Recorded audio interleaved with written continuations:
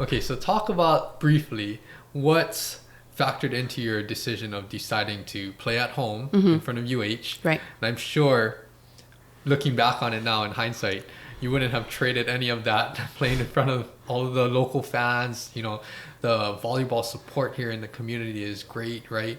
But talk about like when you were in high school, looking back, what factored into that decision to choose UH and see that that was the right fit for you?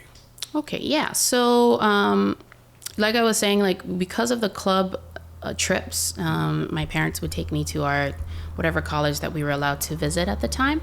And then honestly, it kind of spooked me here and there when they're asking for my SAT scores, you know, because I was like, oh man, so early, like we didn't even take it, Yes. you know, and for me, I didn't see myself as a great test taker. So I think that was a huge factor that would kind of scare me. Like I didn't want to choose Stanford or USC because I know they were very high on school. Like I'm not saying that I'm not great in academics, because that was definitely my parents made sure, they literally told me if I don't have good grades, I can't play. So obviously that coincided together.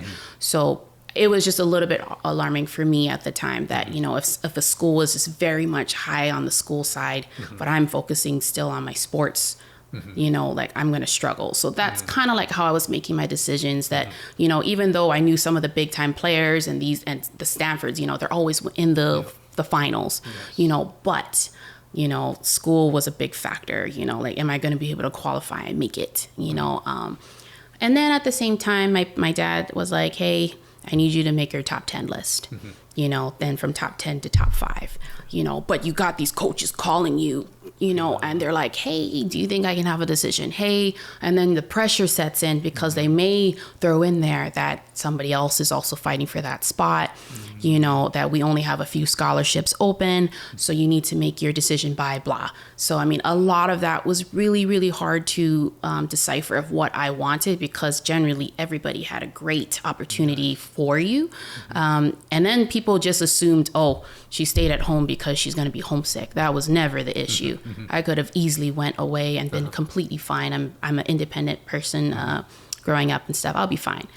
But what's wrong with playing for your family, you know, your family, your friends, and to know that we have the best fans in the nation, like, wow, you know? So the truest factor besides me deciding to go to UH2 is because my club coach was my assistant coach, Mike Seeley.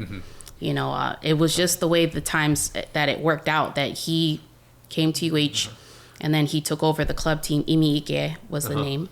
And he honestly just really opened up my eyes to the volleyball IQ world, how I deliver my skills, and how do I apply what I've learned in club and to keep transitioning. Got it. Yeah. And then you did end up committing, was it verbally committing as a junior to UH, or before your senior year, you said? Yes, yeah, because we still had to sign. We all signed at the same time for the national letter of intent. Got it. So I believe should have been my junior year, because yes, by senior year I was able to just freely enjoy my commitment of sports and club. Yes. You know. And looking forward to the next chapter. And you did end up going to UH, playing 4 years there, no red shirt, right? No red